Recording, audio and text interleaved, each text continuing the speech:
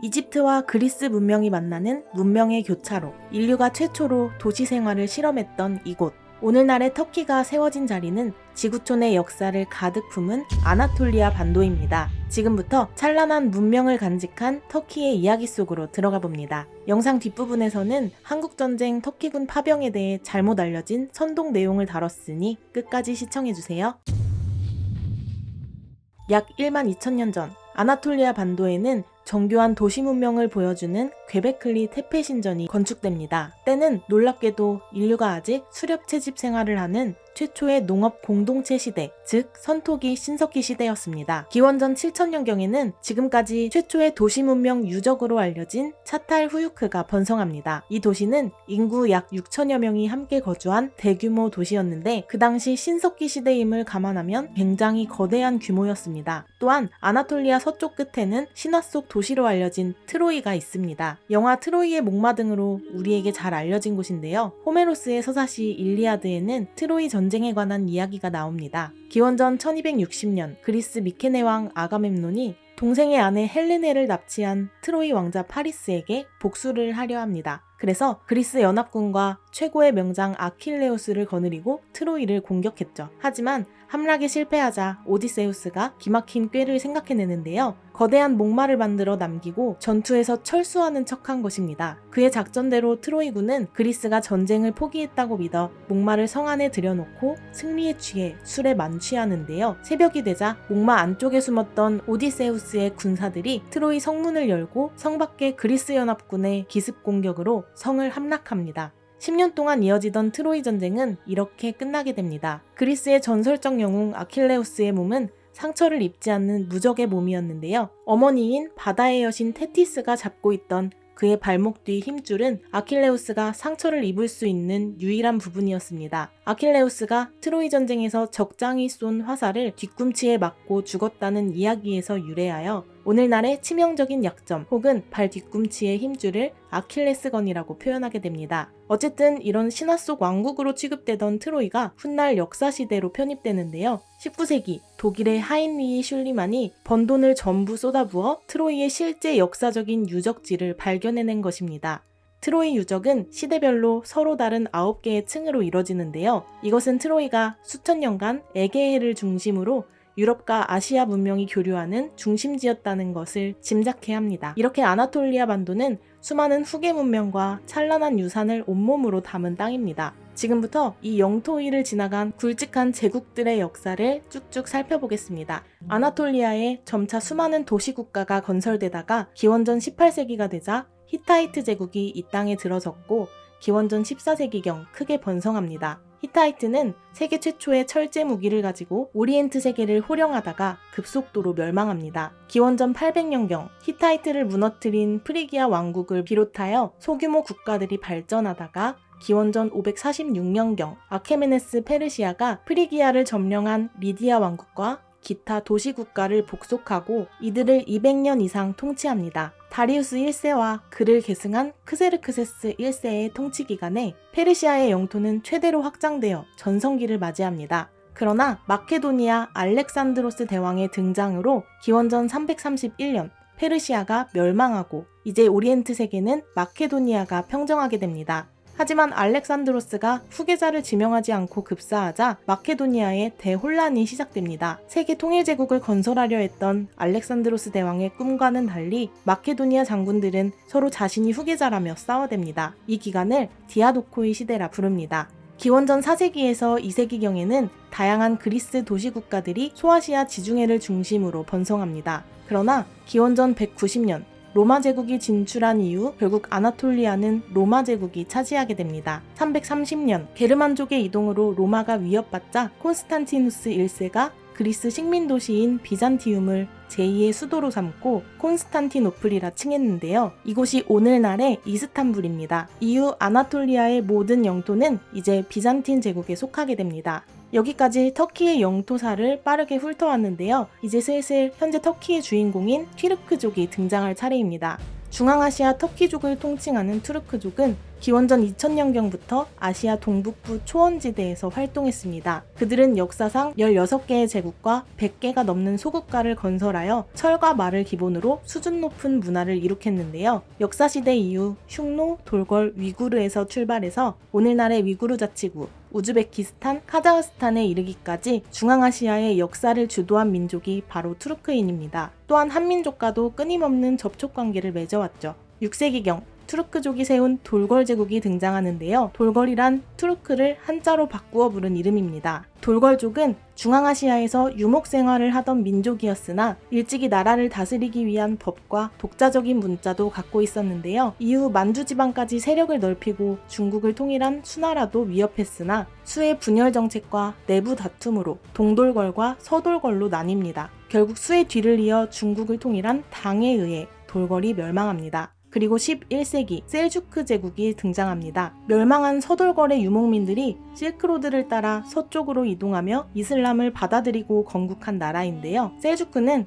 중앙아시아와 페르시아에 이르는 광대한 지역을 지배하며 쇠퇴해가던 이슬람 세계에 활력을 불어넣었습니다. 그리고 아나톨리아를 차지하고 있던 비잔틴 제국이 1071년 셀주크 제국과의 만지케르트 전투에서 패배하는데요. 이로써 투르크족은 아나톨리아에서 새로운 기틀을 다지며 오늘날의 터키 공화국이 탄생하는 배경이 되었습니다. 또한 비잔틴의 핵심 지역을 차지하면서 이슬람 세력이 발전할 수 있는 발판을 마련합니다. 하지만 셀주크 왕조는 십자군 전쟁과 여러 부족의 반란으로 점차 쇠퇴하는데요. 1242년 바투안의 몽골군에게 패배하고 결국 몽골 제국의 칸국 중 하나인 일칸국에 의해 셀주크 왕조가 멸망합니다. 그리고 13세기 말 오스만 베이라는 지도자가 나타나 투르크족의 나라를 세우고 오스만 제국이라 칭합니다. 오스만 제국은 터키인들의 가장 위대한 업적이었습니다. 오스만 제국은 막강한 해군과 정예 군대로 무장하여 유럽 연합군을 누르고 바다를 장악하더니 로마의 후예인 비잔티움 제국을 공격하고 콘스탄티노플을 점령합니다. 그리고 이스탄불로 이름을 고쳐 수도로 삼아 발전해갑니다.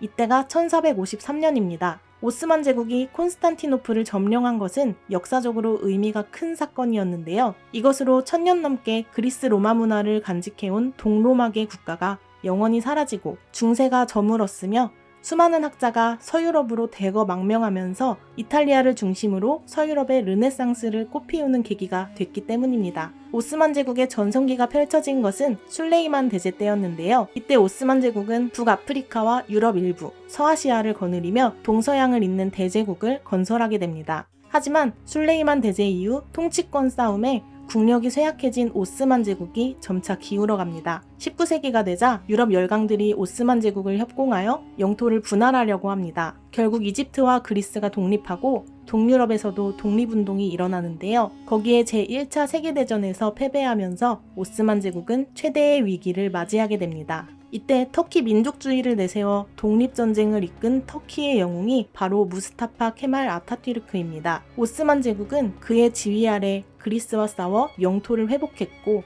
1923년 로잔 조약을 맺으며 현재의 영토를 확립합니다. 이로써 오스만 제국이 해체되고 터키어를 사용하는 터키인들의 나라, 터키 공화국이 수립된 이후 오늘날에 이르게 됩니다. 터키의 국부인 케말은 터키의 근대화에 지대한 업적을 남겼는데요. 개혁 정책을 실시해서 이슬람교도와 비이슬람교도 간의 차별을 금지했으며 여성의 복장을 해방하거나 여성에게도 교육권을 보장해주는 등 남녀 평등에 힘쓰기도 합니다. 케말로 인해 터키 공화국은 이슬람교를 믿는 나라 중 최초로 술탄의 지배가 아닌 국민이 뽑은 의회와 대통령이 다스리는 공화국으로 거듭납니다. 오늘날 터키와 대한민국의 관계에서 형제의 나라라는 표현이 즐겨 사용되는 이유가 뭘까요? 흔히 터키의 6.25 전쟁 참전을 근거 삼고 있는데요. 이와 관련해서 인터넷에 퍼져 있는 이야기가 있습니다. 사실 한국전에 참전한 터키군의 대다수는 터키인이 아니라 강제 징집된 쿠르드족이라는 소문인데요. 이런 정보에 대해 많은 사람들이 붕괴하여 터키인에겐 고마워할 필요가 없다. 쿠르드족이 우리의 진정한 형제다 라는 식의 반응을 보입니다. 비난에 앞서 보다 정확한 팩트체크가 필요합니다. 먼저 이 소문이 어떤 근거로 퍼져나갔는지 살펴볼 필요가 있는데요. 이 사실은 터키의 소수민족을 취재하던 한 기자가 쿠르드족 참전 용사의 증언에 전적으로 의존한 것으로 증언 외에 객관적 근거나 관련 통계 자료는 존재하지 않습니다. 당사자의 증언은 물론 아주 중요한 사료이지만 동시에 아직 팩트가 검증되지 않아 역사적 사실로 인정받지 못한 사료라는 점도 염두에 둬야 합니다. 이 지도에서 붉은색 부분이 쿠르드족이 모여 사는 거주지인데요. 실제 한국전쟁에 참전했던 희생자들의 목록과 대조해보면 쿠르드족 지역 출신 병사는 약 70명 정도입니다. 전사자 대부분의 출신지는 터키인 비율이 월등히 높은 서부 도시입니다. 당시 한국전쟁에 파병된 인원의 대부분은 직업군인과 병사들 중 희망자에 한해 차출했으며 3년의 의무 복무 기간 중 1년을 단축하고 봉급을 더 주는 조건으로 뽑았기 때문에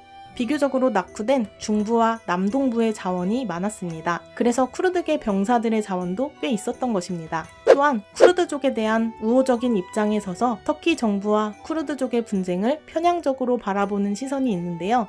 이런 식의 비난이 난무하는 이유는 한때 식민 지배 속에서 독립운동을 펼쳤던 한국인의 정서가 반영된 걸로 보입니다. 하지만 이것 또한 사실관계를 분명히 확인해봐야 합니다. 국제정세에선 완전한 선도, 완전한 악도 없으니까요. 쿠르드족은 오랫동안 유목민으로 살았던 세계 최대의 소수민족인데요. 한 번도 그들만의 독립국가를 가져본 적이 없습니다. 이들은 원래 오스만 제국의 자치구인 쿠르디스탄에 거주하고 있었는데요. 제1차 세계대전이 발발하자 영국은 오스만 제국을 무너뜨리기 위해 쿠르드족을 전쟁에 끌어들입니다. 이때 영국은 쿠르드족에게 그들만의 독립국을 세워준다고 약속했죠. 하지만 결국 1923년 로잔 조약으로 이 약속은 무산되었고 결국 영국과 프랑스에 의해 나뉜 국경선을 따라 터키, 이라크, 이란, 시리아의 국민으로 살게 됩니다. 이후 각국은 국가적 차원에서 소수민족의 자국 동화 정책을 실시했고 이 과정에서 터키는 쿠르드어 방송과 교육을 금지하기도 합니다. 독립을 원하는 쿠르드족 세력은 서로의 입장 차이로 인해 독립에 실패했습니다. 그리고 터키의 쿠르드족은 오랜 시간 투르크족과 피를 섞으며 현재는 하나의 문화를 가진 터키인으로서 살고 있습니다. 한편 터키 정부가 쌓고 있는 쿠르드족이 누구냐면 시리아나 이라크에서 활동하는 쿠르드족 테러 조직 PKK입니다. PKK는 사회주의 국가 건설을 지향하며 폭력 시위와 폭탄 테러를 벌이며 터키에게서 분리 독립하려 했으나 과격한 행보로 결국 서유럽과 미국에 의해 테러 단체로 지정됩니다. 사실 쿠르드족은 이스라엘의 상황과는 달리 역사적으로 자신들의 국가를 가져본 적이 없기 때문에 현재 영토를 가진 나라에 자신들이 독립할 땅을 내어달라고 요구할 근거가 없어 국제적으로 인정받기 힘든 실정입니다. 또한 PKK의 방식은 민간인을 향한 의도적인 폭력과 테러가 포함되어 있기 때문에 일제강점기에 빼앗긴 나라를 되찾으려 했던 우리나라의 독립운동가와 동일시하기엔 무리가 있어 보입니다. PKK는 쿠르드족의 비율이 높은 터키 동부 지역에서도 민간인 테러를 일으켰기 때문에 터키에서 평화롭게 살아가는 쿠르드 역시 이들을 지지하지 않습니다. 터키 정부는 자국의 이익과 안보를 위해 PKK의 강경 노선을 펼치고 있으며 양쪽의 피해와 민간인 피해가 상당수 발생해왔습니다. 어쨌거나 한국전쟁에 참전한 쿠르드 혈통의 터키인과 현재 터키가 싸우고 있는 쿠르드 테러단체 PKK는 분명히 구분해야 합니다.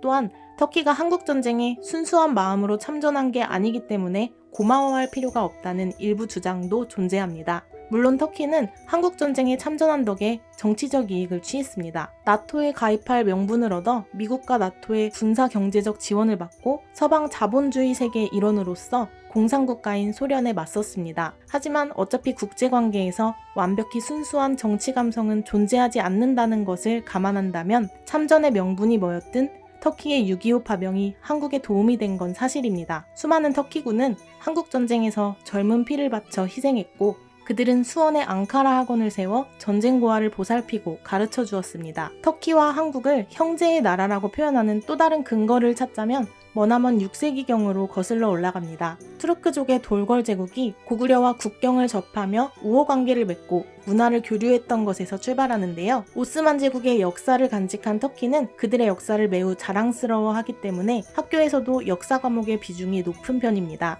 터키인들이 돌걸 시절과 당시 우방국인 고구려에 대해 자세히 배우면서 자연스레 머나먼 한국에 대한 인식을 갖게 되는 것인데요. 사실 돌걸이 동돌걸과 서돌걸로 분리된 이후 고구려와 직접 접촉한 세력은 동돌걸이며 멸망 후에 서쪽으로 이동한 투르크족은 서돌걸에 속합니다. 동돌걸은 후에 몽골 지배를 받으며 역사의 무대 뒤로 사라졌지만 그들의 후손은 중국 신장 지역 위구르족으로 그 명맥을 이어가고 있는데요. 서돌걸은 훗날 셀주크 제국과 오스만 제국으로 세계사에 등장했으며 이 서돌걸의 분파가 바로 현재의 터키인입니다. 그래서 따지고 보면 터키의 전신인 오스만 제국을 세웠던 투르크계 오구즈족이 고구려와 밀접한 관계를 맺었을 확률은 희박해 보입니다. 하지만 터키인은 돌걸, 한국인은 고구려의 뿌리를 가졌고 두 국가는 우호관계였다는 근거로 형제의 나라라는 표현이 나왔습니다. 터키 중학교 사회교과서에서는 한국과 터키가 같은 알타이 민족이며 형제로 함께 살았다고 가르칩니다. 사실 터키에서 사용하는 피로 맺은 형제라는 표현은 이슬람권에서 인연이 있는 주변국에 흔히 쓰는 표현이긴 합니다. 국제정세에는 영원한 친구도, 영원한 우방도 없지만